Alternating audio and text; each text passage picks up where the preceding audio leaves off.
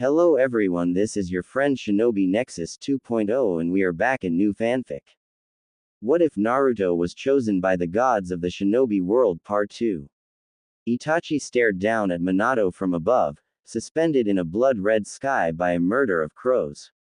Granted, there was no clear distinction between earth and sky in this dimension. The crows surrounded Itachi, but also seemed to be a part of him.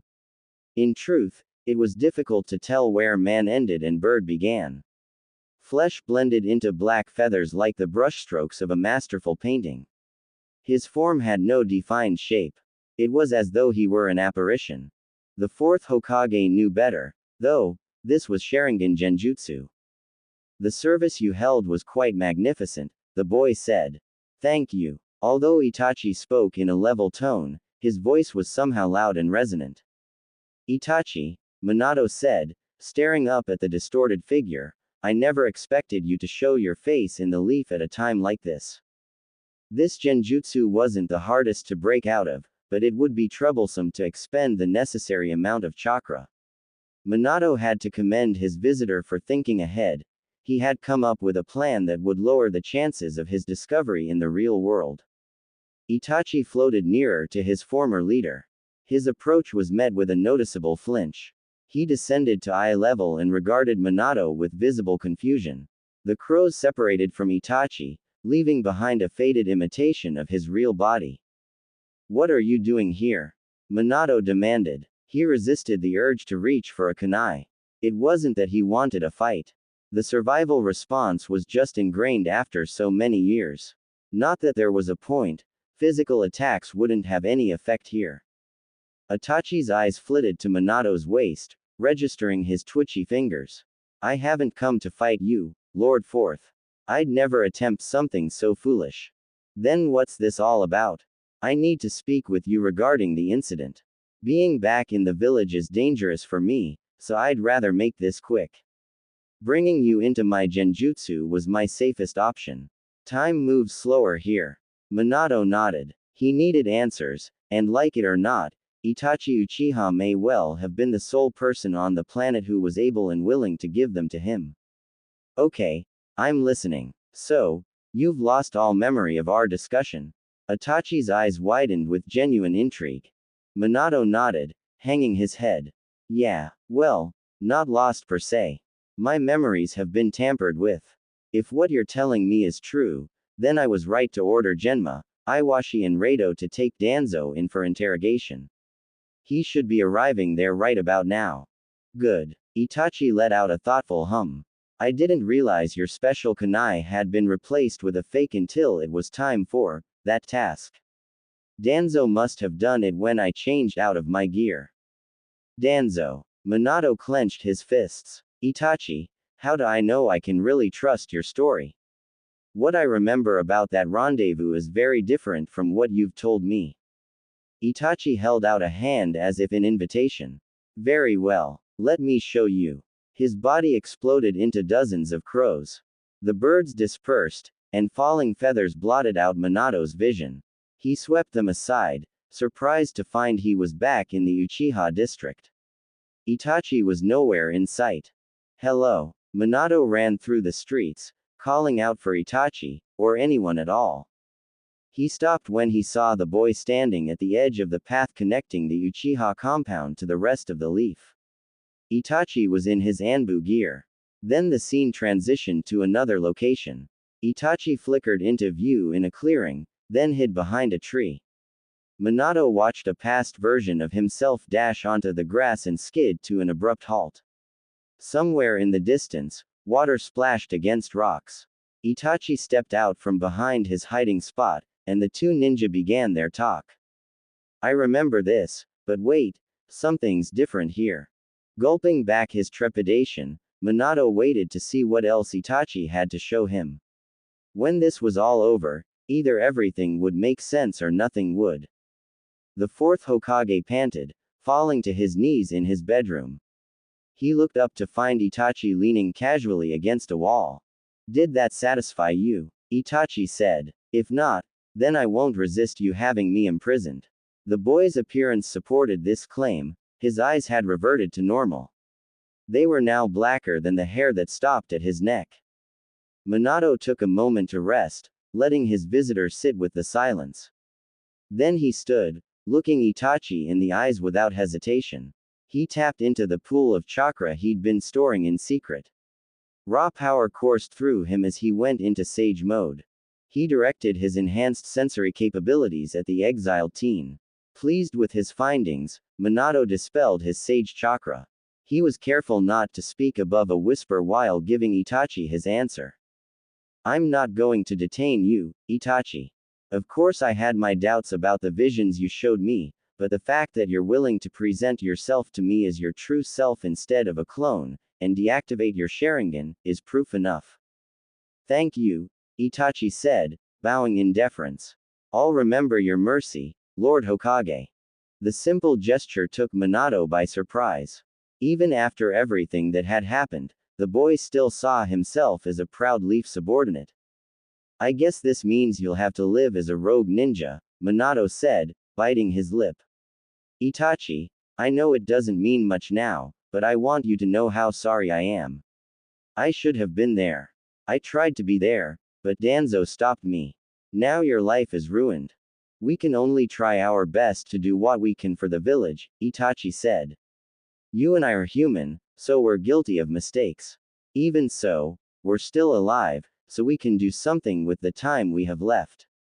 It was remarkable. The child's wisdom far outstripped that of some Jonin many years his senior. You're right. Minato adopted a wistful smile. That's why I want to give you something. Itachi raised his head with an expectant stare. Minato prepared the Flying Thunder God seal, then held up his palm.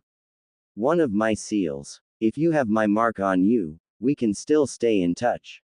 It's probably best not to hold onto one of my kunai after what happened with Danzo. Understood. We'll need to hide it somewhere no one will look.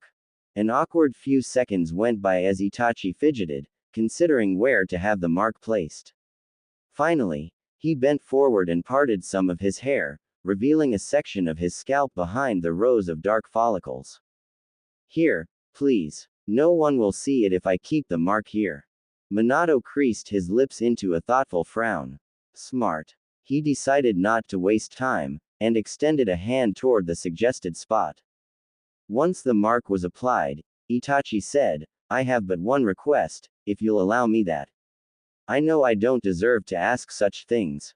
Anything, Itachi. What is it? Itachi's expression softened for the first time in Minato's recent memory. He knelt again, shaking with emotion as he whispered, Please watch over Sasuke. I'll do everything in my power. The boy erupted into a cloud of smoke. Echoes of footsteps reached Minato's ears from beyond the door. He blinked and turned to Kushina as she stepped into the room. Minato, she said, as one of your guards here. I thought I heard a voice, and I felt you entering sage mode. Is everything all right? Although it pained him to do so, Minato smiled and told her there was nothing to worry about. At least for now, he thought it best not to endanger her with the news Itachi brought him. Deep down, he was convinced this moment would stain his pride forever. He had never lied to Kushina in the entirety of their marriage. What do you mean he escaped? Minato balked, staring across his office desk at a contrite Genma. Although Danzo was a veteran ninja who served under the second Hokage, this feat was shocking even for him. After all, Minato made sure to have a sealing specialist seal off his chakra before he was escorted. Making matters worse, if what Itachi shared was true, then this news spelled grave danger for the Leaf. What happened? I don't know how to describe it, sir, Genma stammered, still chewing the signature Senbon that always hung from his lips. His shoulder-length brown hair drooped in a way that mimicked his shame. Even at his age, Danzo was just so fast. Before we knew it, he'd grabbed the keys to his cuffs and slipped out of our grasp. He may have set some kind of escape plan up beforehand, Minato said under his breath. He glared at the papers in front of him. He must have known I was onto him. The report stated Danzo Shimura had broken out of the custody of the Shinobi squad assigned to escort him to an aggressive interrogation session, then fled the Leaf. He couldn't have gone far yet, so Iwashi and Rado gave chase and were in the process of tracking him down on Genma's orders. Lord Hokage, Genma said, "What do you want me to do?" Holding up a finger, Minato took a moment to think. Itachi's message had been quite clear. Not only had his genjutsu laid out what happened during their rendezvous, but it also revealed the truth about another matter. One with far greater implications. But he couldn't afford to show fear right now. If he did, that would only cause a wave of panic to ripple throughout the chain of command, and the Uchiha massacre had done more than enough damage in that department already. Genma, you handled this well. Don't blame yourself. Something tells me Danzo would have found a way out of this no matter what I threw at him. I'm concerned about what he plans to do.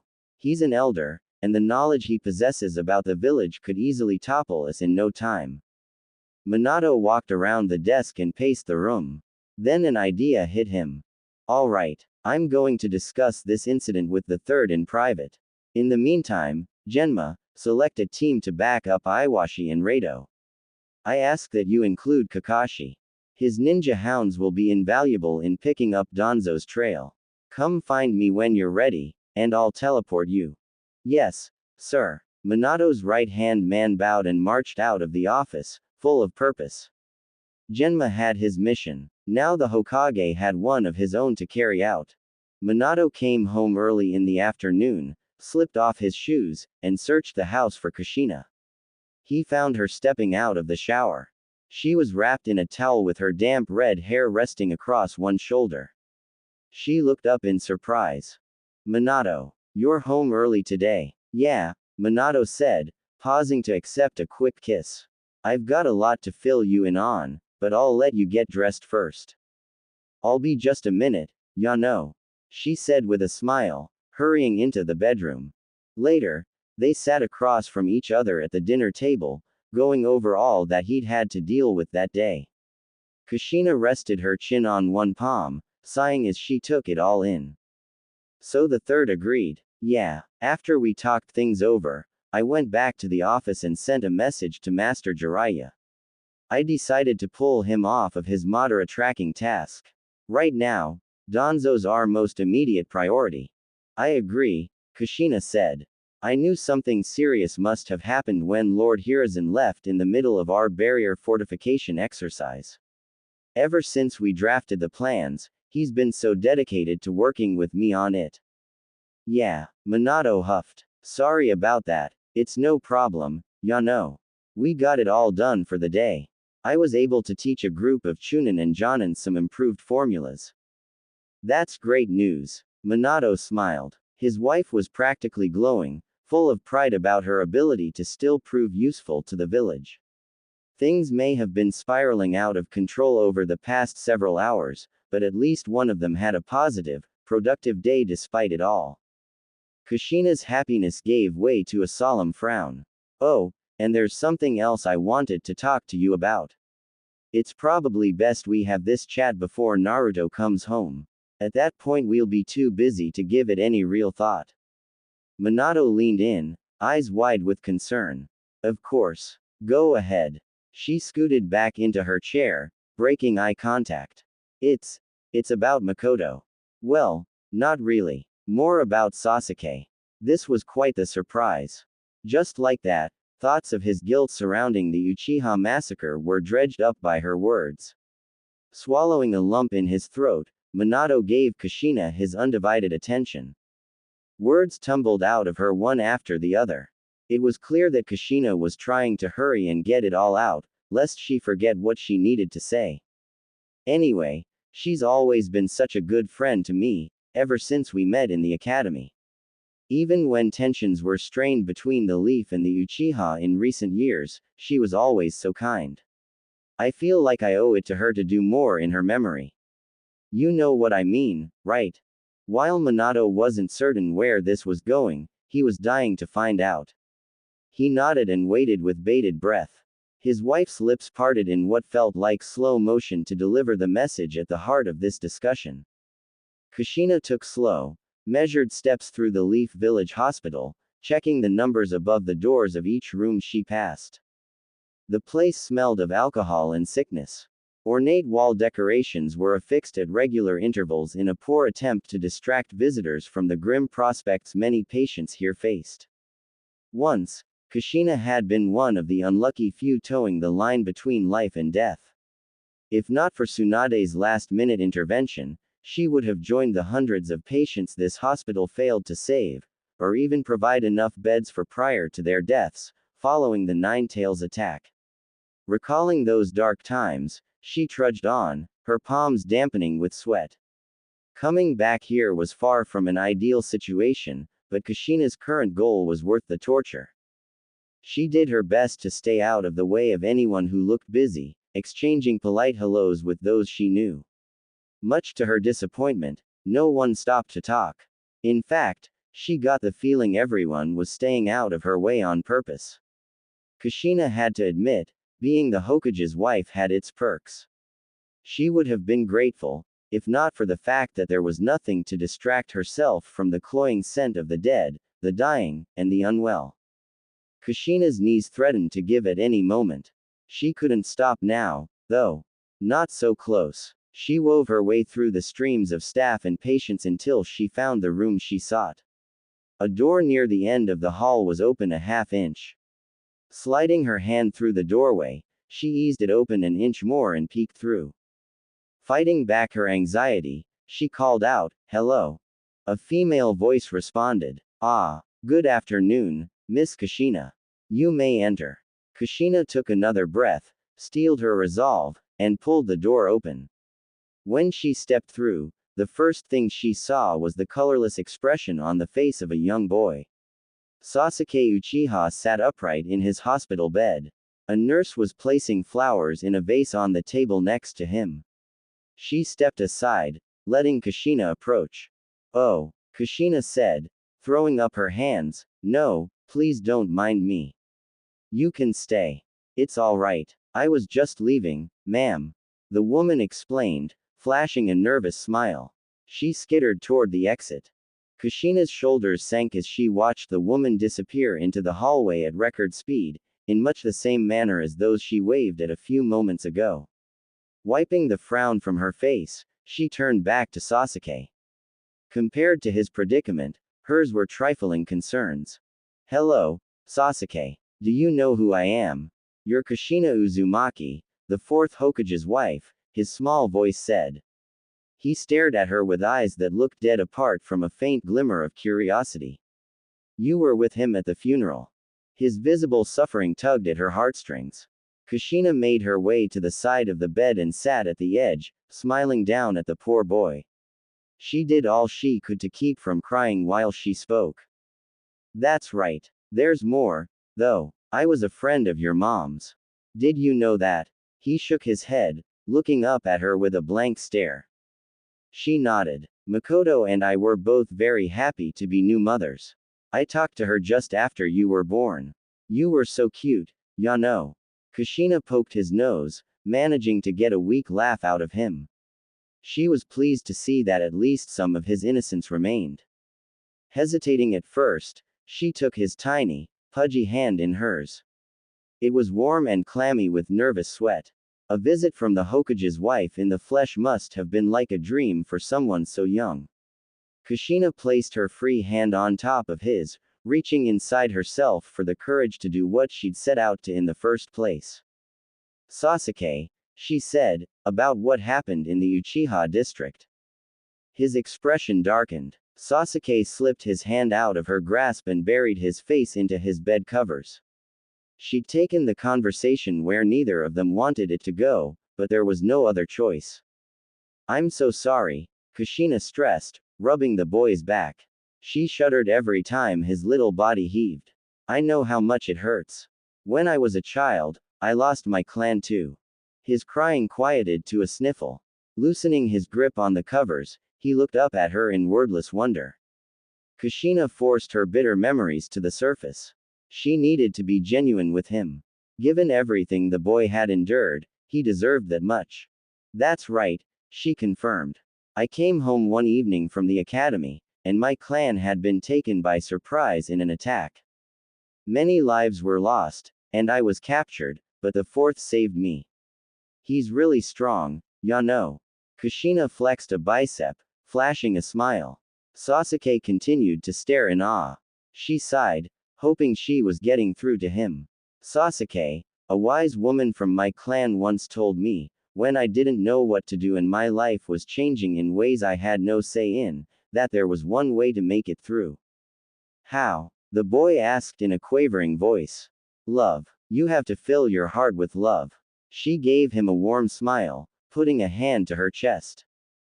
Sasuke looked down at his bed, mulling over her statement to whatever extent his young mind could understand it. Kushina decided now was as good a time as any to say what she came here to say. I want to ask you something.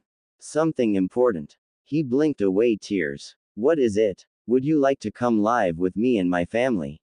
Sasuke froze. Kushina did too. Seconds passed as though they were hours. Had she posed the question too soon? She'd figured it was best to just get right to the point, but perhaps. Are you sure? He asked, lip poked out. I don't want to be a burden.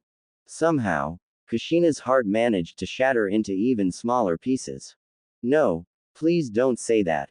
She blurted out. Her maternal instincts kicked in and, before she knew it, she found herself hugging Sasuke's head against her chest in an embrace that, if his stifled grunting was any indication, was far too tight. She loosened her grip. Oh, sorry. I just really don't want you to feel bad about accepting my offer. I've already discussed this with Minato. We'd both be so very happy to have you become a part of our family. Kushina smiled, withdrawing from the hug so the boy could think his response over. I mean, if that's what you want. Sasuke gave her a pensive stare, his silence filling her with anxiety. The fourth agreed. He asked for clarification. She nodded, giddy and terrified at the same time. MMHMM. Another moment of indecision later, Sasuke managed to crack the slightest hint of a smile, streams of tears still drying on his face. Okay. He nodded to himself, as if to affirm his decision. Thank you, Miss Kushina. A week had passed since Sasuke moved into the Hokage's household. Just as Minato predicted in his initial discussion with Kushina, the Leaf Village Council, and the general public, hadn't taken well to their idea. The formal request to adopt Sasuke Uchiha became one of much debate for the following couple of weeks. Hiruzen, in particular, seemed to feel for the lone survivor of the massacre, but could not support Minato and Kushina's decision. In a private chat with Minato, he stated that although he recognized how intervening in Sasuke's life in this way might help keep him from straying down a darker path, the political optics were unfavorable. It was during this chat that Minato stood behind his desk, lips pursed in thought, taking in all that his predecessor had to say. He'd thought back to that day when he and Kushina were almost taken from Naruto, who would have ended up in the same circumstance as Sasuke. Deep down, he already knew his answer. There was no way he could abandon Sasuke. Hiruzen's suggestion of stopping by every so often to check on him wouldn't suffice. How in the world could he be expected to condemn this child to solitude? An occasional visitor wouldn't do. Sasuke needed more. He needed something to replace the hole in his life. The indelible image of a broken and pleading Itachi, however fleeting it might have been, remained at the forefront of Minato's memory. Surely you must understand how this will look, Minato, the third continued. Minato tuned back in halfway through his explanation, his mind racing, until he at last settled on a staunch refusal of the advice. I do, third, Minato said, but even so, I'll be making the preparations as soon as possible. Hiruzen sighed and covered his face with his hands. Minato continued. I understand that the Uchiha are not the brightest spot in the Leaf's history. I realize that my and Kushina's adoption of Sasuke could raise red flags with other villages, as well as here at home.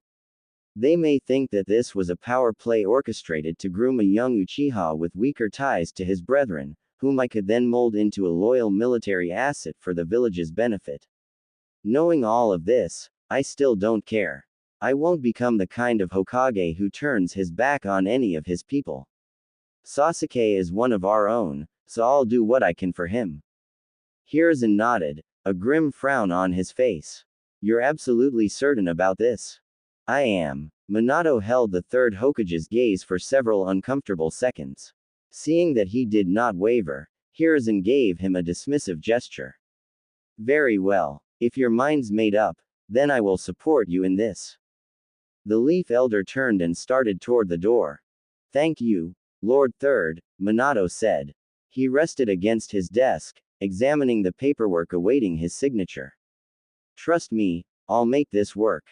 If anyone can, it's most certainly you, Hiruzen said before exiting the room. In the days following their exchange, Minato fought to make the adoption happen, every bit as much for himself as for Kushina. His wife wanted to repay a debt to her friend. It was a noble move on her part, and he had a debt of his own to repay to Itachi. He'd failed the young man once already. Maybe this way, he could fulfill his promise to watch over Sasuke, albeit in a more direct way than intended. The hunt for Danzo had run cold, as expected. He was last detected near a hot spring close to the border of the Land of Fire and the village hidden in the grass. Kakashi and his dogs had lost Danzo's scent, but they suspected he'd traveled in the direction of Tenchi Bridge. The reason why he would have taken such a route was unknown, but Minato instructed two Anbu to continue searching for him around there. Maybe something would turn up. Light from the setting sun filtered through the window as Minato and his family sat down to dinner. Sasuke awkwardly settled into his seat across from Naruto. The Hokage's son observed him with an uncertain gaze. Averting his eyes at first, Sasuke soon drummed up the courage to look up again and smile. Minato eyed the new addition to the family across the table. It seemed Sasuke and Naruto were having trouble getting used to going from being classmates to legal siblings. Understandable, but it worried him. He hoped they would be able to warm up to each other, or at least remain civil. Well, Kushina said, snapping him out of his thoughts, shall we dig in? Her smile washed away all of his lingering worries, and he reached to pick up his pair of chopsticks. When dinner was over, Kushina and Naruto took everyone's dishes to the kitchen. Earlier that evening, Minato had asked his wife to allow him time alone with Sasuke to try to bond with him. Of course, she'd obliged without question. That much had been simple. This was the most difficult part. Sasuke, Minato called out, his voice faltering, come out here with me for a minute. The boy stopped on the way to his and Naruto's bedroom and turned to Minato with a stolid expression. They sat on the step outside. The spacious backyard was overlooked by a night sky littered with shimmering stars. Minato dropped his hands to his knees and looked down at Sasuke, who sat in a withdrawn pose beside him. It was now or never. So, what's this about? Sasuke asked in a small voice. His eyes searched Minato's face. It was like he was looking for some hint of dishonesty or ill intent.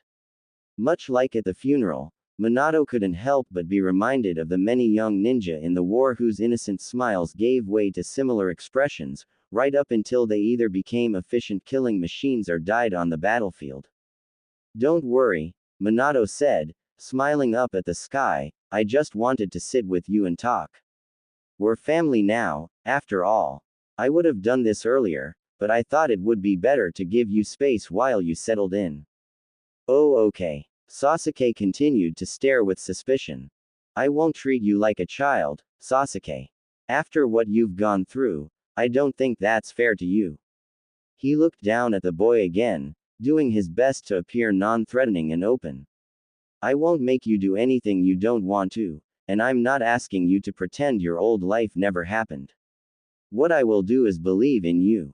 I promise that on my title as Hokage. Sasuke stared open-mouthed. If you decide that after all this, you'd rather leave the Ninja Academy, I can make that happen for you. If you'd like to continue, that's fine too. Like I said before, you can always talk to me about anything. Even more so now that you're my charge.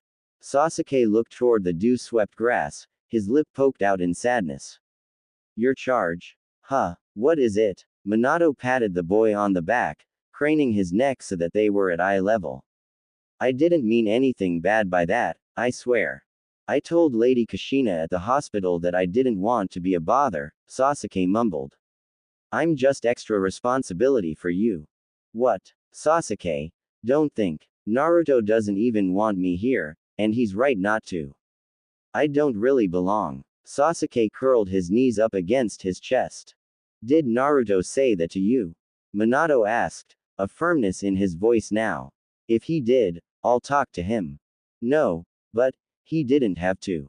He's nice to me, but I can tell by the way he looks at me when he doesn't think I'm watching that he pities me. Just like everyone else at school does. Just like, Sasuke gritted his teeth and glared at nothing. The same vacant stare he'd had at the funeral returned. His body may have been here, but his mind was somewhere else. Minato had a feeling he knew where. Listen, Sasuke. Minato waited for the boy to look at him. Naruto's not used to having a brother. You'll have to understand that and give him time. He's a kind child. He'll come to accept you, just like Kushina and I have. Sasuke didn't appear convinced, but he nodded and returned to staring into the distance. Minato decided to break the silence. No one can hurt you here. Whatever happened to you won't happen again. This seemed to set Sasuke off. He grunted and stood up. Of course not. I don't have a second family to slaughter. Hold on, Minato said, raising a hand, that isn't what I never asked for any of this, you know. I accepted that I was just going to be alone. Sasuke, I know the village doesn't want me around. Neither did my father, and neither does anyone here. Sasuke withdrew into himself, shaking with emotion. If I didn't want you here, I wouldn't have allowed my wife to adopt you, Minato said matter-of-factly, and I certainly wouldn't have fought through legal proceedings to make it happen. Sasuke, you're not to blame for any issues with the Uchiha. You're your own person, and someone who has been through a terrible loss. He watched the boy take in his words, the anger fading from his eyes. Settling back into his seat with a catatonic expression, Sasuke whispered, do you know what he told me? Who? Minato asked. He knew the answer before it was uttered. Itachi, Sasuke forced out, quaking as he said the name. He told me all of this was just to test the extent of his own abilities. I tried to get away, but he found me. I thought I was gonna die just like everyone else, but he called me weak. He said I wasn't even worth killing yet, and that I had the potential to unlock the Mangekyo Sharingan just like him. Minato bit back his urge to interrupt, knowing this was a rare opportunity to get Sasuke to open up that might never happen again if he cut it off. Listening to this was difficult, given that Minato understood far more about the situation than Sasuke knew. Itachi had confided in him, and what Minato learned didn't track with what the youngest of Fugaku's boys was relaying now. There was no reason for the child to lie, which left a lingering question.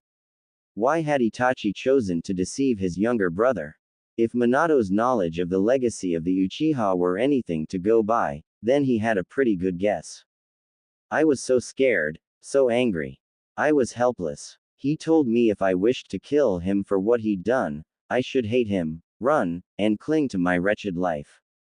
The Hokage's gut twisted into a knot hearing the horrible things Itachi had said. All of this for the purpose of putting on a facade of insanity. What a terrible fate for either of the brothers to endure. Sasuke swallowed hard. He said, one day, when you have the same eyes as I do now, come before me. And he told me that the way he got his Mangekyo was by killing his best friend, Shisui. Minato's mouth went dry. Everything in him screamed to say something, anything, to counter Sasuke's belief. But should he? It was hard to say. Sasuke knowing what really happened to Shisui, or about anything related to Itachi's secrets, could put him in greater danger in the future. However, it might also ease his current pain. Which was more important? Shisui the teleporter's death was reported not long before the Uchiha massacre, when Itachi was still coordinating a plan with Minato. While the official story painted Itachi as a prime suspect in the case, the Genjutsu trip the Hokage went on after the funeral shed new light on things. He had watched as Shisui entrusted the future of the leaf, and his one remaining eye's power, to Itachi. Shisui also named Danzo as the one responsible for stealing the missing eye, which provided the perfect explanation for why Minato lost his memory. It must have been the work of the deceased teen's famed jutsu, the Koto Amatsukami. I'm sorry you went through all of that, Minato said, patting Sasuke on the back again. But I can at least tell you this much. Danzo Shimura is the one responsible for what happened to Shisui. The buzzing and chattering of wildlife seemed to intensify in the stillness that followed as Sasuke processed his words. Wait, what did you just say? You heard me right. Whatever Itachi may have told you about Shisui's passing, it was a lie. The village's findings indicate Danzo is to blame. It wasn't the whole truth, but it was something. Sasuke stared into Minato's eyes, waiting for something unspoken. Then he gulped and broke eye contact. You're serious, aren't you? Minato nodded. I am. Is that why he fled the village today? Looking up at the sky, Minato shrugged. Well, among other things. He let the silence linger between them for a moment more. I just want you to know that whatever your brother's done or said to you doesn't have to define you. You can set your own course in life. Your parents wouldn't have wanted the kind of life he described for you. He paused when he noticed Sasuke shivering next to him. Minato reached out to comfort him, but he slung an arm backward, knocking the gesture aside. How would you know what they wanted? Tears came to Sasuke's eyes. How am I supposed to just forget all that? He killed everyone, butchered them with his mangekyu. He showed it to me in a genjutsu. I can't just forsake my family and not avenge them, can I? Minato sighed. I don't have all the answers you seek, but I know one thing. You wouldn't be forsaking them by not going down such a dark path. You would be honoring their memory. Your father and I didn't always see eye to eye, but he had a noble presence, and upheld the honor of his clan in a way I always respected. Sasuke quieted down again. Tears cascaded past his quivering lips. While Minato observed the boy, an epiphany struck him. There was a solution that might help Sasuke move past his trauma, even without him knowing the truths Itachi shared. Like I said before, if you still want to be a ninja, then I'll support you in that. My wife and I both will. Same goes for Naruto and whatever choices he makes. You're our son now, but you're free to make your own decisions. One thing I will do as Hokage, though, is enroll you in private therapy sessions. There are some things going on in your head that are beyond my power to help with. Things only trained professionals can handle. Of course, you're free to stop those sessions of your own free will as well, but I hope you won't. Taking a moment to breathe, Minato leaned back with his palms pressed against the deck and looked up at the star-speckled sky. I can help you become strong, but I'd suggest you think about whether it's really worth using that strength for evil intentions. Personally, I believe it would be exactly like what happened to your clan. And that helps no one. Sasuke nodded, seeming to take in the advice, however minimally, which brought his foster father some level of comfort. All right then, Minato announced with a happier tone, bounding up onto his feet. I'm going to go back inside. If you don't want to come with me just yet, lock the door when you come in. Pausing before leaving, he added, I hope you'll think this over, Sasuke, and again, I'm sorry. Given the volume of information he was still keeping from the boy, Minato couldn't help but feel his apology was hollow. There was nothing more he could do for Sasuke right now, so he left him alone with. Wall-mounted candles illuminated the way through a network of underground tunnels. Danzo strolled along, trailing behind the man whose hospitality, as much as he hated to admit it, was to thank for his not being dead right now. The air swelled with dust particles, making breathing a conscious effort. A quick glance to either side reminded Danzo of the silent, watchful entourage Orochimaru assigned to him. Closest to him was the slim figure and muted gray hair of Kabuto Yakushi. Once a trusted and exceptional Anbu operative, he was plucked fresh from the Leaf's Yakushi orphanage by Danzo himself. Then there were 4 other guards he'd never seen before.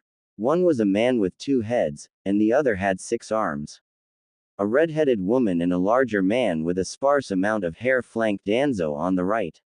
Strange sights, the 4 of them were. If Danzo were honest, given that he was in a hideout organized by Orochimaru, this was probably nothing compared to the worst the place had to offer. The weight of young Kabuto's eyes on him reminded Danzo how tenuous the current agreement was. Even so, he couldn't help but laugh. It was a dry, lifeless chuckle that echoed through the cavernous corridor. His escort's footsteps ceased, and he could tell without looking that they had their guards up. Hairs raised on the back of Danzo's neck. He quieted the urge to reach for his concealed ninja tools. What's so amusing? Kabuto asked, repositioning a pair of black-framed glasses. His voice was syrupy, almost mocking in its calmness. There was a confidence in him Danzo had never seen during his early days as an Anbu agent. Unfazed, he met the smug subordinate's gaze with a thin-lipped smirk. Oh, I was only thinking about how ironic this all is. All of what? Kabuto, look at us. Both former citizens of the Leaf. Both hiding like dogs in the same snake-infested den, but in your case, you seem right at home being Orochimaru's lapdog. Danzo found immense pleasure in watching Kabuto's brow wrinkle in annoyance. Orochimaru raised a hand, drawing everyone's attention. The usual sly undertone in his voice made an unwelcome return. Now, Danzo. Kabuto has proven to be a loyal subject of mine, just like he once was to the Anbu. Don't antagonize him. If you two end up in a fight, you'll be amazed at how far he's come as a ninja. I guarantee it. Scoffing at the threat, Danzo rubbed the sleeve of his bound arm and muttered, a boy like that, measuring up to me. Nonsense. They walked along, tensions high, for about another minute. Each of the uniformly designed wooden doors they passed bore no engravings, name tags or symbols of any kind. How could Orochimaru possibly know his way around this place? At last, they reached a room at the end of the hall. The door was ajar, providing a clear view of a spacious bedroom. A bed with a headboard composed of mirrored snake heads, a single chair, and a dresser adorned one side of the room. The other was bare, save for a tall candle holder providing just enough light. Here we are, Danzo. This will be your room while you're staying with us. Orochimaru motioned with a hand, stepping aside. Danzo huffed, declining the invitation to enter with a gesture. It will do. Are you ready for the unsealing now? The Sannin examined the markings on both of his guest's arms with a detached curiosity befitting a scientist. His slit-like eyes traveled from the seal markings to Danzo's tapping foot and back again. In due time. First of all, I'll need something from you. The pale man let off a bone-rattling chuckle. A heavy groan reverberated down the hall as Danzo waited to hear what he suspected was coming all along. All right, out with it. What's the catch, Orochimaru? Their conversation was put on pause by the arrival of a handful of Anbu Root members, still donning their standard-issue white masks. Chief among them were Danzo's youngest agents, Fuyamanaka and Toru Nabarame. They knelt in front of him, followed by the lesser followers at the rear of the formation, and removed their masks. Fu's ginger hair was tied in a neat ponytail atop his head. Torun bore a second, more unconventional slate-gray mask underneath his Anbu one. It concealed the top half of his face and was equipped with 2 circular lenses. Although still in training, both boys were skilled beyond their years. Fu, Torun, Danzo acknowledged with a nod. Any sightings? No, sir, Fu said. We secured the perimeter as you ordered. No search parties have found us. And if they do, Torun added, my jutsu should handle any intruders. Good, Danzo said. He turned back to his host. Now we are ready to. Danzo, Orochimaru said, hold on. We should make absolutely certain you weren't followed. Take these 4 along just in case. But Lord Orochimaru, the red-headed woman objected, stepping in her leader's direction, we can't leave you alone with him. The Sannin chuckled again. Don't worry, my dear Tayuya.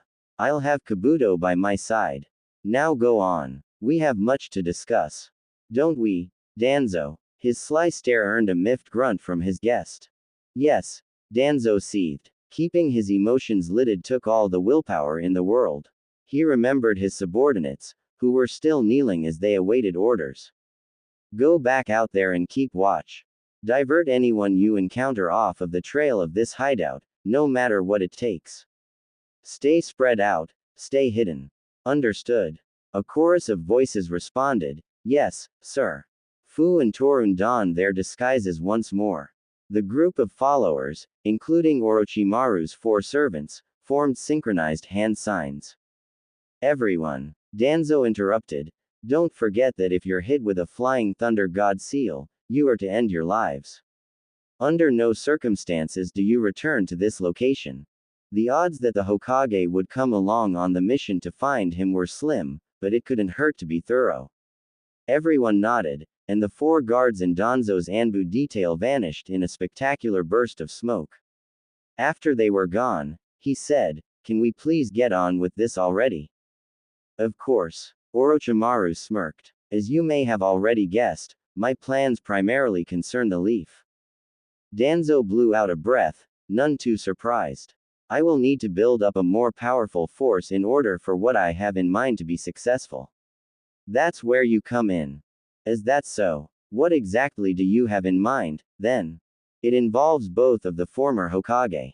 A glint appeared in Orochimaru's eyes. As a condition of using my hideout to evade capture, I want you to help me defeat them, and crush the hidden leaf. He licked his lips, and his face twisted into a demented smile. Danzo ground his teeth, maintaining eye contact.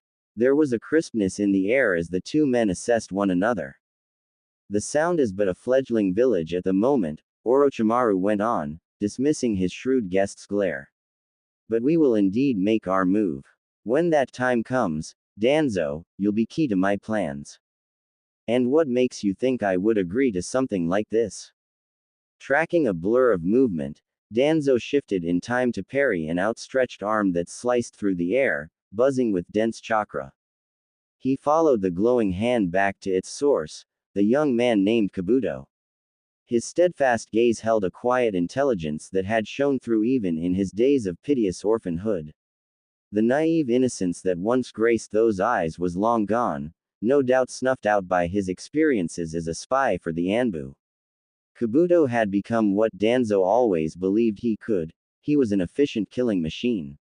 Under any other circumstances, the Leaf Elder might have been impressed.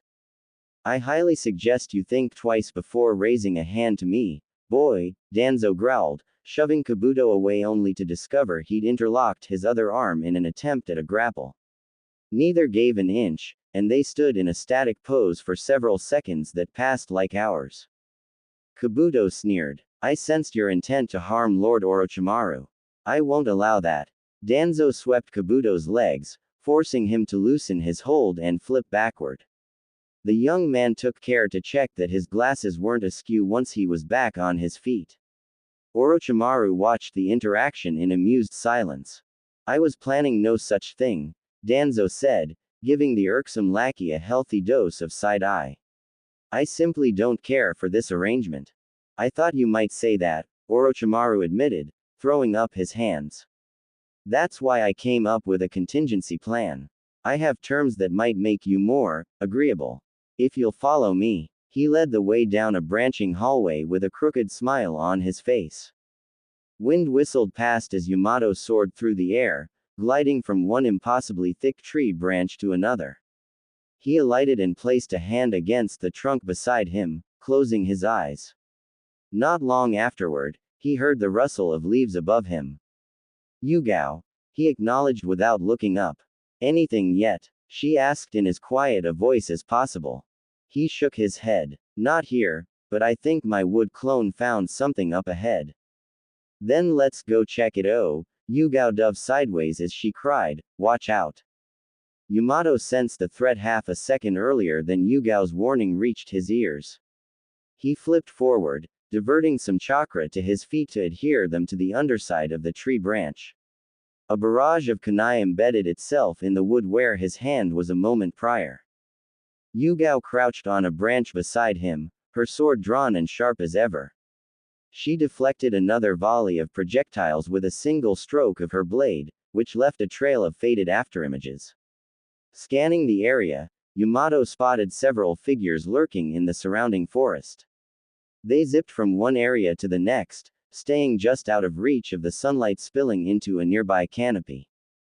Useless. Even from this distance, he recognized their distinctive Anbu uniforms and armguards. The accompanying white masks caught and reflected light filtering in through the trees, giving away their locations. They really should have thought this through better. Yamato weaved hand signs and placed a palm against the wood at his feet. A second wood clone rose from within the stagnant bark and solidified. The replica nodded in understanding of its purpose, then darted into the fray. Yugao, go, he shouted. The other me will draw their attention. Right. Her long purple hair floated with grace as she dashed forward, gaining on the clone. Yugao shimmered and was gone in an instant. Trusting her to get the job done, Yamato redirected his attention to the clone he sent to scout ahead. He hurried in its direction, sensing a disturbance in its chakra. Hopefully he wasn't too late. Faint cries of pain somewhere behind him brought a relieved sigh to his lips. Yugao must have dispatched her enemies as expected. A speck in the distance grew as he approached. In no time, Yamato arrived in front of yet another Anbu traitor. Try as he might, Fu of the Yamanaka clan couldn't hide the fiery orange hair peeking over the rim of his mask. The teen loomed above the motionless corpse of Yamato's wood clone, which hung limply on the branch of a tree. Shuriken were scattered across the surface of the clone's tattered uniform. The false body burst into a cloud of smoke. Stop, Yamato ordered, getting into a stance with one palm open. Don't move another inch, Fu. The rogue ninja blinked, readying a handful of shuriken. It's no surprise the fourth sent you. Why would you take Danzo's side on this? You'll only die for nothing. As a member of Root, my only allegiance is to Lord Danzo. Fu's tone was tinged with hostility. There was a time when you understood that too, Yamato. Seeing someone so young who was already warped by Danzo's teachings hurt deeper than words could describe. Ex-Anbu traitor or not, Yamato didn't want to hurt a child. Especially one he saw so much of his former self in. Please stop and think. Yamato braced his outstretched arm with his free hand. Gulping back reluctance, he channeled chakra. We don't have to do this. We're comrades. That hasn't changed. The boy shook his head and uttered an empty laugh. Everything has changed. He flung the shuriken at Yamato, using the distraction to flee. A wooden beam extended from Yamato's palm and stretched across the distance between the two ninja. Smaller outcroppings of wood sprang from it and deflected the incoming shuriken. Inches from Fu's collar, the tip of the beam reshaped into a hand that grasped for its target. A moment before the technique made contact, Fu leaned to one side.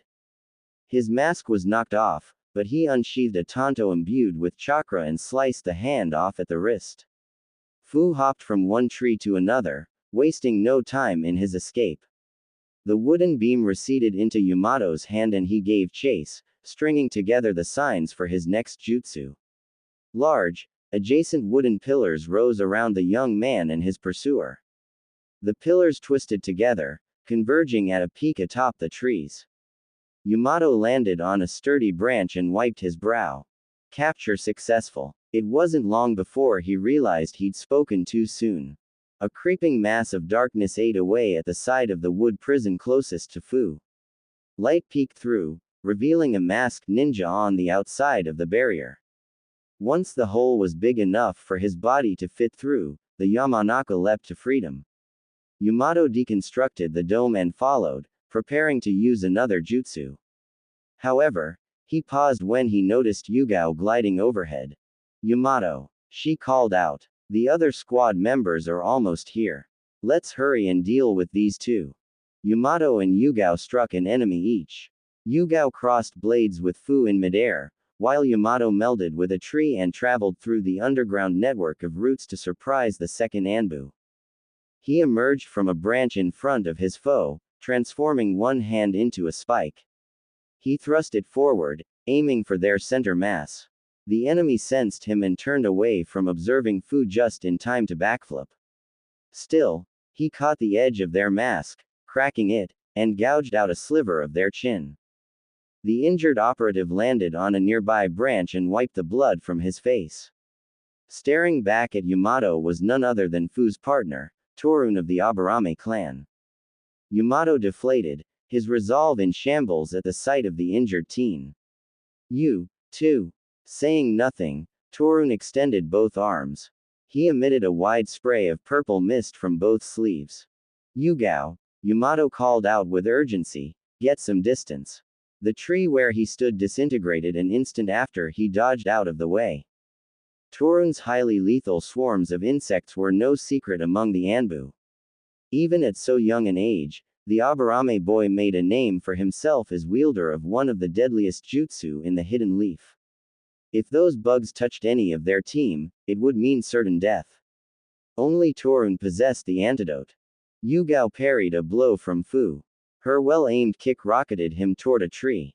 He crashed against it with a dull thud and dropped to one knee. Then she body flickered past him and retreated alongside Yamato. Both Anbu tore through the forest, using small bursts of chakra to power every leap. Branches cracked under the pressure of their landings, but they pressed on. A quick glance over the shoulder revealed they'd put considerable distance between themselves and their former allies.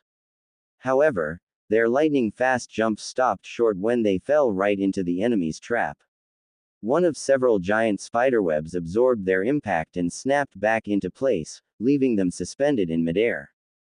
"Damn it," Yugao said, writhing, "they lured us this way on purpose." She strained to peel her face away from the webs, eyeing her outstretched sword-wielding hand. Attempts to maintain a firm grip on her blade, which had also become trapped in the web, bore no fruit. Yamato grunted, having just as little luck escaping the trap. "If only my fingers weren't stuck to this thing." He watched in panicked frustration while 4 unknown individuals took up positions around the minefield of webs. There was something odd about each of their appearances. Fu and Torun landed next to them, examining their captured prey with expressionless gazes. One of the new arrivals, a man with 2 heads and shoulder-length gray hair, snickered at their predicament with his dominant head. The other remained silent. "Is this all the Hidden Leaf has to offer?"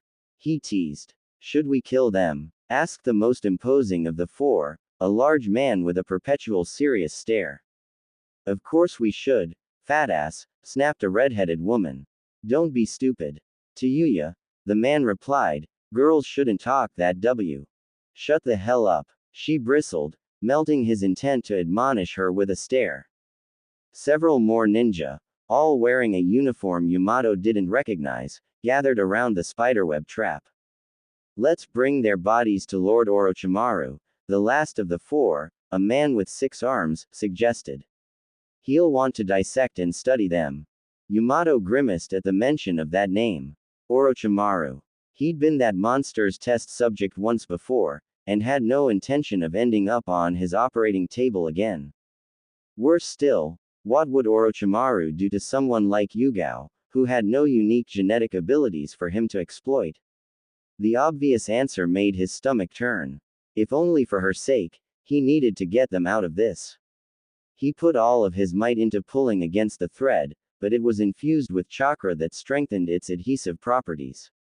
His arms fell slack and he smacked face first against the spiderweb, defeated. A fierce chirping cut through the tension, along with the network of webs. Kakashi of the Sharingan swooped in wielding his signature lightning blade and sliced through several layers of the sticky substance like a knife through butter, freeing his comrades. Genma, Iwashi, Rado, and Yugao's lover, Hayate Gecko, darted onto the scene. Hayate caught Yugao and Yamato as they fell, while the others drove the enemy ninja back. Yugao and Yamato rested by their allies' side, taking a moment to catch their breaths.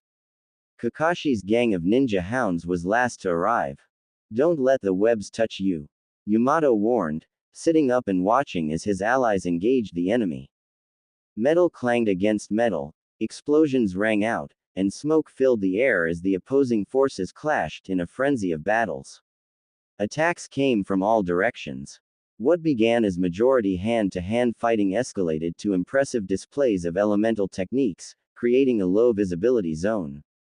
Kakashi dodged and ducked, expertly following the movements of two of the individuals from Orochimaru's faction. He flipped to evade a burst of sound from one of his combatants that was powerful enough to shatter a rock. Then he pushed off of the side of a tree, aiming to land a punch on the man with multiple arms. His target caught the incoming fist, only to gasp as Kakashi was revealed to be nothing more than a lightning clone. Sparks danced across the body of the man. He cried out in agony and plummeted toward the forest floor. Capitalizing on the opportunity to strike, Yugao Free fell toward the enemy. She drew her sword and swung straight for his exposed neck. If not for Hayate's warning, she would never have noticed the paper bomb trap awaiting her on the ground. The six-armed man opened his eyes and caught her blade with a devious grin, directing their descent toward the igniting slip of paper. Yugao, look out, Hayate shouted, closing in behind her. He sliced the enemy's tendons, yanked his beloved away and spun with her as the explosion went off, sending them flying. Yugao, Hayate, Yamato cried. He concentrated chakra and created a platform to break their fall, then turned back to observe the others. A quick survey of the scene made it clear things were not going their way. Genma, Iwashi, and Rado were in heated combat with one of the four Orochimaru minions, along with a dozen other identically dressed foes. Kakashi, who made headway against the enemies at first, found himself on the run after Torun unleashed his parasitic insects again. They coated the forest floor and reduced a couple of unlucky leaf chunin standing on a low branch to desiccated corpses. The flood of insects rose like the ocean, missing Kakashi by an inch as he dashed to safety. Left with no other choice, he summoned his tracking dogs and focused on his own survival. Yamato roused Hayate and Yugao, relaying that they needed to give up on Danzo and escape. Yugao's eyes fluttered open, filling with tears when she saw Hayate clutching his bloody shoulder. Crimson droplets rolled down her lover's sleeve. The flow was only stemmed by the Makibishi spikes lodged in his upper arm. They used shrapnel, Hayate spat, wincing through the pain. My shoulder, it's no good. I've got you, Yugao said. Ignoring his protest, she scooped him into her arms and took off alongside Yamato. Looking back, they watched in horror as a third-party member was wiped out, reduced to paste by a chakra-fueled punch from the largest of the four newcomers. His skin was covered with a design of some kind. Black lines traveled along his face and arm like a tattoo, but Yamato knew better. This was one of Orochimaru's curse marks. He saw the other three enemies take on similar appearances, preparing to converge on Kakashi. Yamato conjured an earthen wall, providing enough cover for those who survived to make their escape. Kakashi and Minato's guards sped up, with bugs blanketing every tree, shrub, and rock in their wake. Just when all hope seemed lost, the tidal wave petered out. Yamato looked on with sadness as Fu and Torun stared at him from beyond the swath of insect-ravaged forest, not a shred of remorse in their expressions. Naruto couldn't believe it had been 7 years since he met the girl walking alongside him. Her eyes, which were a solid, pale lavender, no longer struck him as odd. He no longer cringed when he saw veins protrude from her face as she used her clan's special ability. Hinata Hyuga slowed down when she noticed Naruto staring at her. She asked, turning toward him with a smile. What is it, Naruto? Oh, sorry. He looked ahead, not having realized he made his daydreaming so obvious. I was just thinking.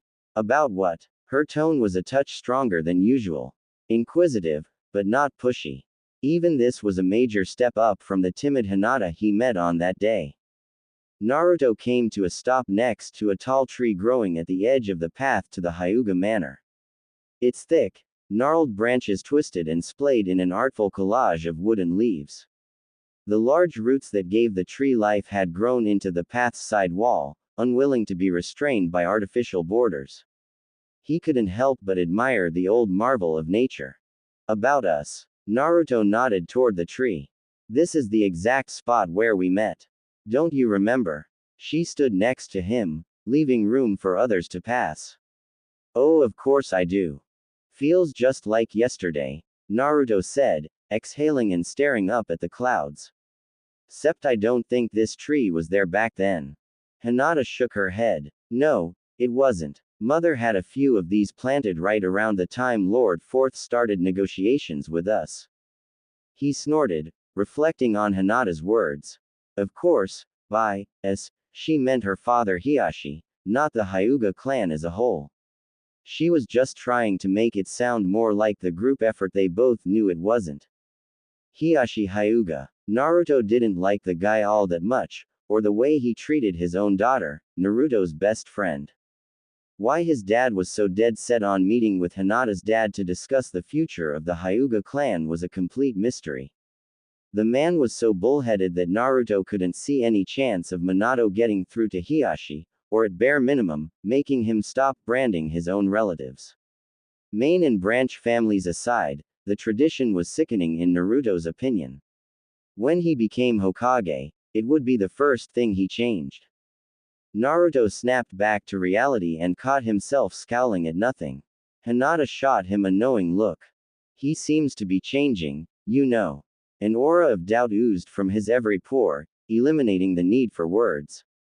I mean it, Naruto, she said, making a wide gesture. He doesn't scold or ignore me as much anymore. I think your dad may have something to do with it.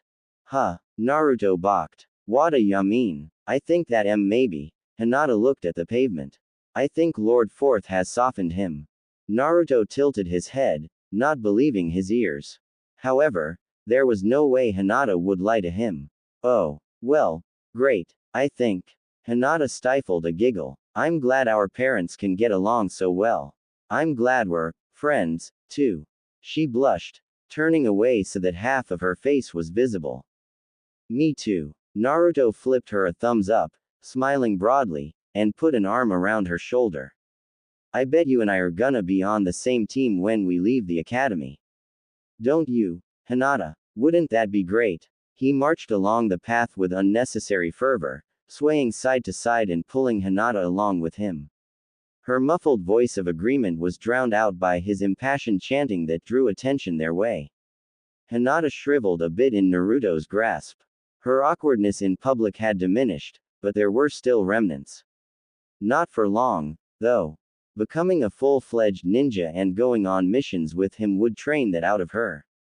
In the heart of the village, Naruto strolled along with his hands behind his back. Hinata disappeared from the corner of his eye. He turned in search of her and, finding her a couple of paces behind him, sighed with relief. Hinata, what's wrong? Naruto, we just ate large bowls of ramen. 2. In your case. Aren't you feeling at least a little sluggish? Naruto raised a brow, then patted his signature orange jumpsuit. The bright fabric conformed around his bloated stomach. This was nothing he hadn't seen before, so he shrugged. Nah, I do this all the time. You know I love Ichiraku. Naruto gave Hinata a wide smile, showing his teeth. Oh, she said, nodding, alright. Anyway, let's walk this food off and then go do some training. It'll be late before we know it. Naruto forged ahead, this time slowing down to allow Hinata to move at a speed more comfortable for her. They weaved their way through the busy streets of the Leaf Village, overlooked by the looming stone faces of its current and former leaders. Per usual, their presence turned a few heads. Such was to be expected of the children of a village leader and a clan head. They were accustomed to the attention and ignored it with ease. A calming breeze blew, delighting a young girl Naruto and Hinata passed when her handheld pinwheel picked up speed. Sunlight beamed down, bathing the area in a golden glow. Naruto shielded his eyes from the sun as he observed the rightmost face of the Hokage monument, the one representing his father. He grinned. I can't wait to become like you, Dad. Sasuke was sitting on the couch adjusting his cloth leg wrappings when Naruto stumbled through the door. He and Hinata were in the middle of a deep discussion about which method of cooking ramen yielded the best results, but Naruto paused at the sight of Sasuke. Hinata closed the door behind her and stood with her hands behind her back as the boys locked eyes. "Oh," Naruto said, "Sasuke. You're home." Sasuke craned his neck in confusion. "Yeah, why wouldn't I be? Whatever, smarty pants," Naruto said, glowering at him. "Look, I just came to get your shuriken holster," Sasuke questioned. He lifted the pouch Naruto sought from the seat cushion beside him and tossed it across the room. "I was about to bring it to you." Naruto caught it out of the air and secured it to his waist. Yeah, thanks. I noticed you left it in our room and I figured you'd be at your usual spot. After all, you said you were going to train with Hinata today." "Wow, I'm surprised you were actually listening to me," Naruto admitted. "Of course I was, idiot." The insult lacked bite, but Sasuke smirked nonetheless, seeing Naruto's cheeks flare in irritation. He gave Hinata a quick nod. "Hey." Hinata flinched for a moment, then bowed. "Gee, good morning, Sasuke." All right, Naruto said. Now that that's settled, he walked over to Sasuke's side of the couch.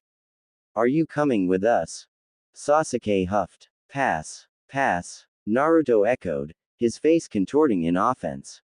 Sasuke didn't look at him. "You heard right. I'm off to work on my fireball jutsu." "Wah!" Naruto splayed his arms. "Why can't you do that with us, silly?" "I could, but I'd rather not have you slowing me down." Sasuke continued adjusting his leg wrappings while Naruto simmered. "After all, the academy graduation test is soon. I need to be at my best." "Well, I don't care how much training you do or how good you are in a fight. When it comes to manners, you're the worst." Naruto shook his fist at his indifferent brother. "Oh, get over it," Sasuke spat. "Besides, it's not like you two have any long-range attacks to help me test my fireball's strength against. If I used one at that spot where you like to train, I'd probably burn down the forest." His arms crossed in a defiant gesture. Naruto could only nod in grudging defeat. While Sasuke may not have made his point in the nicest way, the logic was sound. "Good point, I guess." Hinata shook her head and smiled at the siblings' banter. "Come on, Naruto. Let's go." "Yeah, I'm coming," Naruto groaned. "Wait a sec." He turned to Sasuke. "Have you seen Mom and Dad at all?" Sasuke hopped to his feet and nodded. Minato had to go in earlier than usual. He jumped to the seal in his office pretty much right after breakfast. Kushina left an hour ago to fix some weak seals her students made. "Oh, alright. Well, we're off," Naruto said with a smile. "See ya later, brother." "I'm not ever calling you that," Sasuke declared to Naruto's back, but Naruto wasn't convinced. He could hear the smile in his adoptive sibling's voice. "You got this, Hinata. Believe it." Naruto stood in front of Hinata, taking a wide stance as he waited for her to recover. She rose from the dew-swept grass, spat out dirt, and struggled to her feet. "Naruto, don't you think that's enough?" she asked. "One more time," he replied, a hopeful smile on his face. "Okay." Hinata's reluctant frown gave way to quiet determination. She closed her eyes for a few seconds and they transformed. The veins around both eyes protruded, producing a spiderweb effect across the skin on both sides of her face. "Byakugan," she shouted, zeroing in on Naruto. Naruto grinned, formed a hand sign, and reached into himself to access his reserves of chakra. Two dull poofs sounded and copies of himself appeared on either side of him, shrouded in smoke. The air cleared and Hinata faced the three Narutos down. "Here I go." Hinata took a deep breath and assumed a wide battle stance, one palm out in front of the other. She assessed her opponents, then charged in, going for a low strike that the middle Naruto avoided with little effort. "Over here," teased one Naruto. "Here I am, Hinata," said another. "Can't catch me." The third stuck his tongue out at her. Hinata whirled around toward the closest Naruto at an astonishing speed, her dark blue hair shifting in a graceful arc. She lashed out again, striking the air just shy of her target's ribs. Her chakra warped the air around her fingers, then seemed to dissipate with no effect. Hee hee, said the Naruto she'd been trying to hit, thought ya had me there, didn't why, he grunted and clutched his side. What the? The injured Naruto poofed out of existence, and Hinata smiled in triumph. Unknown to Hinata, Naruto was filled with a surge of pride. She'd managed to hit him at last. One down, she said, eyeing the remaining Narutos. Not bad, one of them conceded, but you still haven't figured out which one of us is the real deal. Here I come again, Naruto. Hinata said before pumping her feet off of the ground, putting herself on a collision course with the duplicates.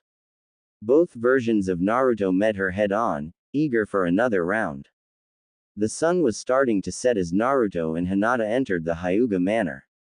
They passed under the familiar archway just beyond the main entrance, and in no time, they were stepping over the threshold leading into Hinata's gigantic home.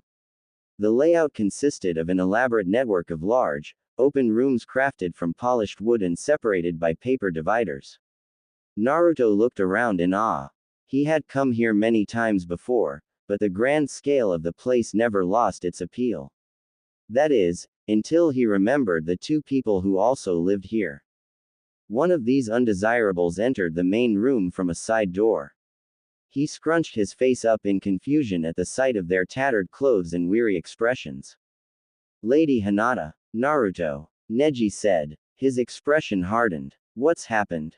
We were just training, Neji. Hinata panted, nursing her sore forearm. There's nothing to worry about. Are you certain? Neji gave Naruto a once-over. Yes, really. She meekly shielded her guest with her good arm. I wasn't seriously hurt. Still uptight as ever. Huh, Neji. Naruto met Hinata's cousin's gaze. While Neji never outright disrespected him, he did seem to resent Hinata, for reasons Naruto never quite understood. That was all Naruto needed to know to consider him an enemy. Over time, Neji must have picked up on these feelings, because he started mirroring them in subtle ways. When Naruto would visit for dinner, Neji would put on passive-aggressive airs. Once or twice, it had earned him a splitting headache when Hiashi activated the curse mark on his forehead due to him going too far. If Minato brought Naruto by for high-level meetings, Neji would glare at the Hokage's son as he was allowed into spaces forbidden to all except those from the main branch of the family. Of course, Naruto's tendency to lay it on thick by making faces when the adults weren't looking didn't help at all. The two were civil toward one another on their best days. Years of tensions left Naruto practically begging for Neji to make a move so he could find a justifiable reason to deck him. So far, no such luck. Just be sure to treat our princess with care, Neji warned, turning away. Like you care, Naruto shot back over his shoulder as Hinata led him to her room. Excuse me, Neji seethed. You heard me. Hinata stopped and looked from one boy to the other, her face white with panic. Come on Naruto, she said, tugging at her best friend's arm. I'll get us both some ointment. Giving Naruto no time to protest, Hinata dragged him along with her across the polished wood floor of the manor. She slid open a screen door along the wall, pulled Naruto through, and shut it behind her. Naruto winced as Hinata's soft hand rubbed ointment onto his scrapes and bruises. Ah. Hold still, she whispered. Easy for you to say. He grunted through the last of the pain as Hinata wrapped a double layer of gauze around his exposed upper arm. Okay, Naruto, she said, now. I need you to. Naruto's confused frown deepened when she didn't continue. I need to get to your ribs, she explained in a somehow even quieter voice. Her cheeks blazed red as he slipped off his jacket and showed skin without hesitation. Naruto looked away, gulping in anticipation. Just make it quick, will ya? He said. Ah, this one's gonna hurt the most. I can feel it. Sorry, Hinata said, taking a nervous breath before dabbing a small amount of ointment onto the tender patch of skin surrounding Naruto's bruised rib. He howled with pain, squirming as she worked in determined silence. She slid a few fingers across the affected area with deliberate efficiency. Despite how fast she went, the pain was no less difficult to withstand. Finally, after what felt like years of agony, Hinata applied a bandage over the slick film of salve and allowed him to put his shirt down. Naruto was still quivering from the echoes of pain as he struggled back into his jacket. You really got me good back there, Hinata. How'd you do that? Hinata muttered something. What's that? Naruto asked, leaning in. She grew a couple shades redder and shrank away. I said the gentle fist style doesn't need to connect to do damage, she stammered out, standing and moving toward the door for some reason. Anyway, sorry, Naruto. It should heal in about a day. I didn't mean to hurt you this badly. Why was she always so jumpy around him? Even after years of knowing each other and becoming best friends, there was a degree of distance between them that he couldn't seem to bridge. Naruto pushed aside this worry. He enjoyed her company, and she enjoyed his. Wasn't that all that mattered? Ah, Naruto said, clicking his tongue, don't worry about it. I heal super fast, remember? I'm an Uzumaki. We may bruise, but we don't break easy. He smiled and flexed a muscle with his good arm, a gesture he'd picked up from his mother. Oh, of course. Hinata stepped aside, allowing Naruto to leave the room first. Her hot breath hit the side of his neck as he passed. Anyway, thanks for patching me up. I've gotta get home before dinner. Good job today. Thanks. Why you too, Naruto? We're gonna blast that genin exam out of the water. Believe it. Naruto smiled back at her as he strolled down the narrow hallway. I'll show myself out. See you in class. Naruto hurried out of the manor, waving hello to Hinata's sister Hanabi as he went. She was like a tinier, less reserved version of Hinata. How anyone as kind and respectful as those two could share the genes of that jerk Hiashi was a mystery to Naruto. I'm back, Naruto announced, stretching his arms in a grand gesture as he stepped through the front door of his house. There was a pleasant smell in the air, but he couldn't quite place the herb and spice mixture. Whatever it was made his mouth water. Sasuke, who was focused on setting the table, looked up from his task at the sudden interruption. He wore a white, square bandage on each cheek. Naruto did his best not to laugh at the ridiculous appearance of his brother. Hey, Sasuke said, his face contorted, as if he were uncertain how to feel about the sight before him. Prior to this reaction, Naruto had all but forgotten his half-mummified appearance. What happened to you? Me. Naruto held back his laughter. What happened to you? You boys just don't know when to quit is what happened, Kushina chastised, entering the room in her signature apron with her red hair pinned up. She scurried past Naruto and Sasuke, eyes glued to a pot simmering on the stove. I swear, it seems like every week I have to patch one of you up, ya know. Sasuke and Naruto shot mutually amused expressions at one another. Kushina was always bent out of shape over their battle scars. Her parental love was fierce and constant. That might have been too much for some, but Naruto understood that this was just how his mother showed she cared. It was one of the many things that made this household so near and dear to Naruto's heart, and he was sure Sasuke felt the same. I know, but we've gotta train, Mom, the blonde whined. There's only a few days left until graduation. Still, there's such a thing as overdoing it, Kushina said, shaking a ladle at the boys before dipping it into the pot. Your mother's right, you know, Minato said. He strode into the room from the hallway. We wouldn't want either of you to get hurt and end up having to make up your graduation exam. The irony of this statement knocked the wind out of Minato, leaving him speechless as his eyes fell on Naruto. Kushina stirred in a slow rhythm, humming to herself. Once she was confident the food had received enough attention, she removed her ladle, stepped away, and noticed Naruto's injuries. She abandoned the stove and ran to check on him. Where did you get all of those wounds, Naruto? I told you to be more careful with your shuriken training, didn't I? Yeah, Mom, but really, I'm fine. Hinata fixed me up with some special medicine back at her place. I'll be good as new after a day or two. Well, medicine or no medicine, I don't want you out like that anymore until your injuries heal. She pulled him close, then ushered him toward the dinner table. I'm serious, ya know. I gotcha, Naruto said, casting a weary glance down at the plates and chopsticks.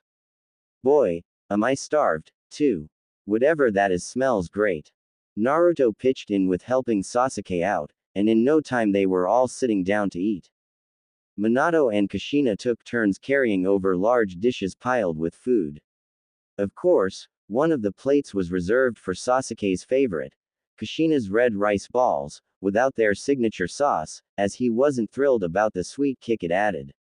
A host of other dinner items, such as smoked meats, potatoes, and a spread of steamed vegetables sat alongside the rice balls. The feast would not have been complete without a rack of sushi to top it all off. He'd never say this aloud, but although all of this was great, Naruto still had a taste for some more Ichiraku ramen. Of course, there was no way his mother would let him endanger his health by eating there all the time. Everyone gave thanks for the food before digging in. During the meal, Sasuke stopped eating and peered across the table at Naruto. You were gone a while. Yeah, Naruto said, sucking his teeth as he rolled his injured shoulder. It was worth it, though. Hinata and I got some really good training time in. That's great, Naruto, Minato chimed in. Sasuke's been making great progress too. His fireball jutsu is flawless now, and takes less chakra to perform. I just know you'll both do a great job as genin. Genin, Naruto balked. But we haven't even made it past the academy exam yet. Minato winked. I'm not worried. It should be a cinch for my sons, after all. A ghost of a smile graced Sasuke's face, and Naruto blushed at the compliment. Excuse me, Minato, Sasuke said in a serious tone, bringing the heartwarming mood of the moment to a halt. I was wondering something.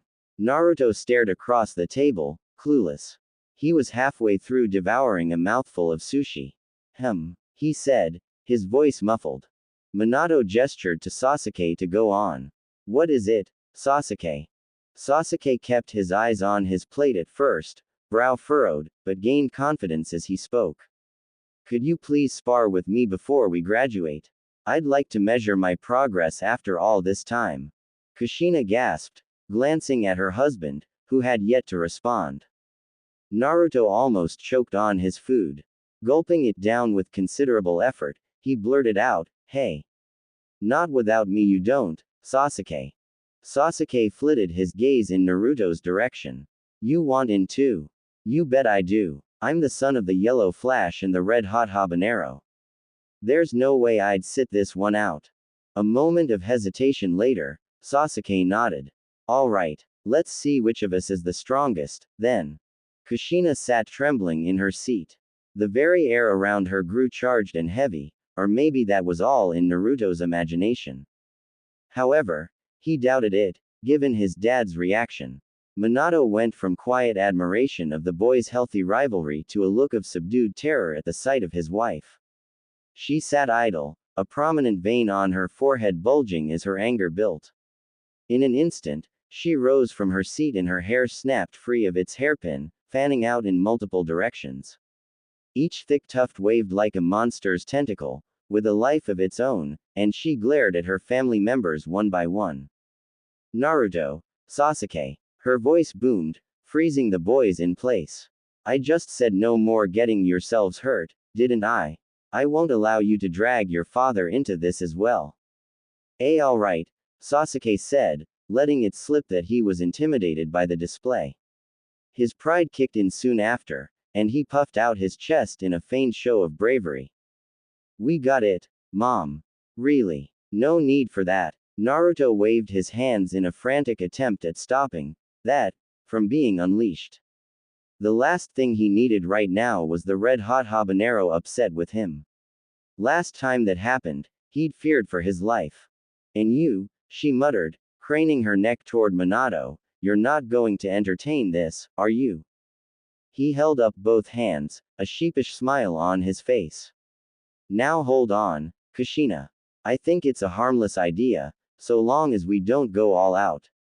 Maybe we give the boys a couple of days to be in fighting shape again. His final sentence was more a question than a statement. The hunched position he adopted made it clear he was dreading how Kushina might react.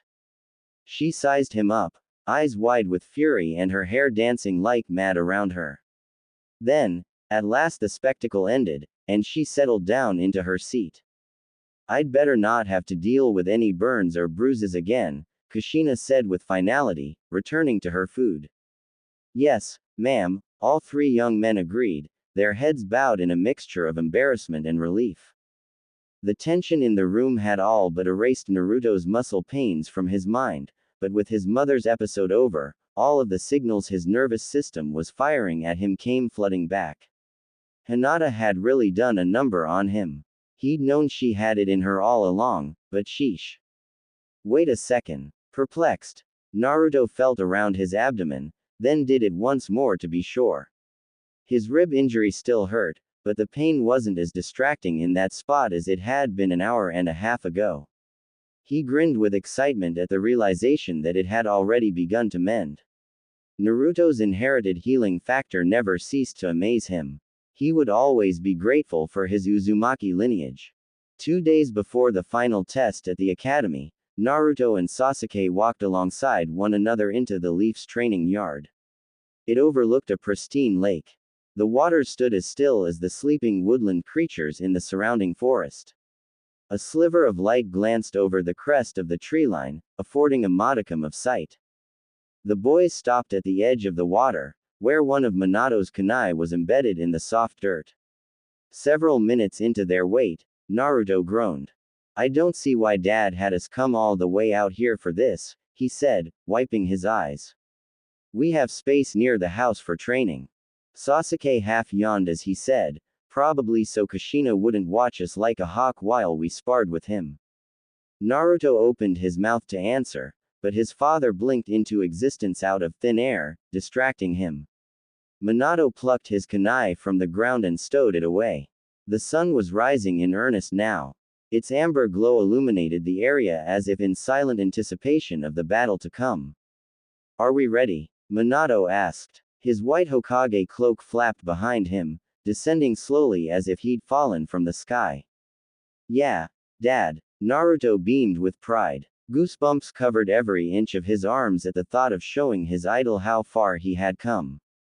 Sure, Sasuke said, more subdued, but Naruto liked to think he knew him well enough by now to pick up on his eagerness. Minato slipped off his coat and laid it on a bench a few paces away. Everyone took their places at equally distant ends of the field, doing a few quick stretches beforehand. I suggest you take me on simultaneously, Minato said, not bothering to get into a defensive position. By the way, I won't use the Flying Thunder God.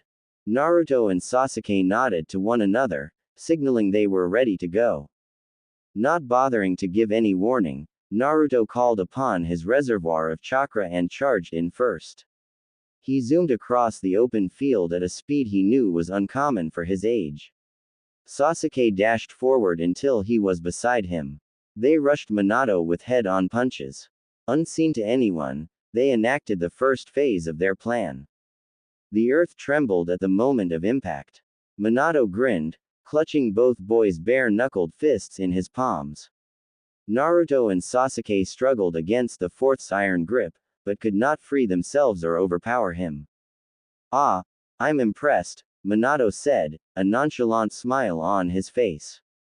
You two have honed your body flicker speed very well. We had an awesome teacher, Naruto shot back.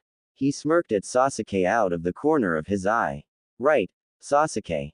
What? Minato gasped and let go, putting distance between himself and his attackers. Sasuke was engulfed by smoke and replaced with a clone of Naruto. I didn't notice. That's right, said the other Naruto, laughing, we tricked ya. Now, cried the original. Metal whistled through the air. Minato scanned his surroundings and spotted a shuriken arcing past him, followed by a coil of metallic string reflecting a thin stream of sunlight. He vanished before the string could constrict around him, reappearing next to the two Narutos. The failed trap fell harmlessly onto the grass. The real Sasuke flung a barrage of shuriken at Minato from his perch on the branch of a nearby tree. Without looking, Minato kicked one of the Naruto duplicates into the path of the attack. The clone was pelted with a flurry of projectiles, let out a garbled shout of pain, and disappeared. Most of the shuriken clattered to the ground, but a couple of late arrivals came straight for Minato. He used a kunai to deflect both in one swift motion. Nice try, but Minato trailed off as one of the shuriken he deflected, which had popped up into the air, erupted in a puff of smoke, revealing a paper bomb-tagged kunai. The ignited paper was already crackling and falling toward him by the time Minato realized what was going on. He formed the appropriate hand sign, conjured a clone, and darted away from the scene at an untraceable speed. His sacrificial copy hugged the explosive close to its chest and perished in the blast. That was a nice attempt, Minato said when the smoke cleared. It'll take more than this to harm me, though. Sasuke didn't reply, instead weaving a series of hand signs from his position in the trees while keeping Minato in his sights. The remaining Naruto grunted in frustration. Then how's this? Naruto said. Instead of waiting for Sasuke to make a move, he dished out a series of quick jabs and kicks. Minato humored him, evading and defending with minimal effort. Every so often, he commented words of encouragement like, "Good," or, "Close one." These compliments only served to aggravate Naruto, who became sloppier with each misplaced strike. When Minato had had enough, he stepped around one of Naruto's punches, grabbed his wrist, and flipped him onto his back. All air left Naruto's lungs. The world spun as he struggled to focus on the face of his father, who was looking down at him in silence. "Naruto," called Sasuke. "Get out of the way." Things realigned for Naruto a moment later. He grinned, realizing the opportunity he had here. He put his father's leg into a tight hold. Naruto weaved a sign as his father resisted the bind, chuckling at Minato's predicament. A handful of Naruto Uzumakis popped into being around Minato. They dog-piled onto him as Sasuke loosed a targeted fireball into the fray. Minato wrestled with the many versions of Naruto that were intent on keeping him occupied, but to no avail. The contained mass of fire hit one of the clones and exploded, showering the area with charred bits of debris. All that remained was a blackened radial scar on the battlefield, a smoldering log at its center. Neither the clones, nor Minato, remained. Sasuke looked around in confusion, unable to find any trace of his brother or the fourth. Naruto was ready. Since being shown this awesome jutsu by his father, he'd practiced the method with Sasuke time and time again. Neither of them were amazing at it, but they'd each succeeded at least once. Due to certain involuntary reactions, Sasuke wasn't so keen on using the jutsu, but Naruto didn't have that problem. Today, he would nail his dad with a surprise attack and earn his title of destined fifth Hokage. He sat cross-legged, molding chakra in a secluded section of the forest. Sasuke could hold his own until he was done, and then they'd win this thing. "What are you so busy thinking about?" said the voice of Minato. Naruto shrieked, flipped onto his back, and crawled away from the direction of his dad's voice. "How did you find me so fast? You wear a bright orange outfit, Naruto," Minato pointed out, laughing to himself as he readied a kunai. "Better be on your guard." Naruto scrambled to his feet in time to whip out a kunai of his own and counter his dad's, but the unexpected force of the strike sent him flying out of his hiding spot and back into the open. He performed a kip up and dodged as Minato rushed out from behind the treeline. Sasuke, who had returned to the field, attempted a roundhouse kick. Minato bent backward to avoid this and did a handstand, kicking his two assailants across the grass before getting back onto his feet. Naruto tumbled over rocks skirting the edge of the lake and fell in. "I think that'll do for today," Minato said, putting away his weapon. So why don't we?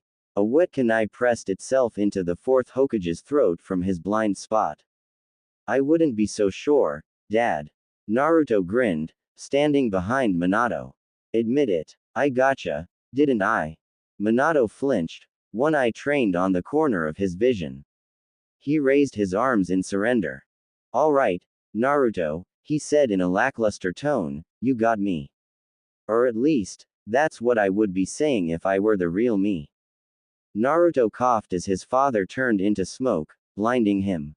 Pressure on his back drove him to the ground, and he looked up to find Minato securing his hands behind his back. Across the grass a ways, Sasuke was tied to a tree. The grass beneath Naruto grew damp with the water from his jumpsuit as he made a futile attempt to wriggle free. You two still have a long way to go, Minato assessed, but you're improving faster than even I expected. The Flying Thunder God, at your age, Naruto. I didn't expect you to actually be able to get it back when I demonstrated. I figured maybe in a few years, but Sasuke learned it too, Naruto explained when his father released the hold on him. But he totally has to hurl whenever he jumps to a seal. He pointed and laughed. Shut up, Naruto, came his brother's embarrassed reply. Naruto ignored him. We practiced for months. I couldn't wait to show you. It takes so much preparation though, so I saved it for the right moment. Minato aimed a shuriken at the ropes binding Sasuke. They fell slack and he collapsed onto the grass, breaking the fall with his hands. Sasuke, too, Minato said, his head to the side. Impressive. By the way, when did you mark me? Naruto let out a mischievous giggle. I didn't. I marked your kunai. Minato examined the kunai he used in the fight, and sure enough, the jutsu formula for Naruto's teleportation was overlaid on top of his own symbol. Huh, he said to himself. Naruto laughed again, freezing when his father patted him on the head. Very well done. The exam should be nothing compared to the things you've both mastered at this point. Sasuke walked over to them, dusting off his shorts. Yeah, shouldn't be a problem. He, too, received a parental head rub. Minato took care not to use the hand that was still wet from touching Naruto's hair. Sasuke clenched a fist with a determined look on his face, seeming to have already forgotten his adoptive father's praise. Thank you for sparring with us, Sasuke said absently, as if speaking to himself instead of Minato. Now I know the areas where I need to improve. Minato sighed. Sasuke, you're not still. He let the words trail off. Sasuke stayed silent. Naruto squinted at the two of them, feeling lost. What are you two talking about? Never mind that, Sasuke dismissed. Let's go home. He walked back toward the village. Minato sighed and looked at the ground. While this wasn't the first time such a thing had happened, Naruto was curious. Like today, sometimes Sasuke or Minato would get all quiet and thoughtful. Or they'd say something cryptic and then change the subject. His mom never seemed to ask about it, so Naruto figured she was clued in on whatever they were being so weird about. Awkward moments like these had happened off and on ever since Sasuke joined the family. There was something everybody wasn't telling him, and he had no clue why. He didn't like being the odd one out. What the hell's going on here?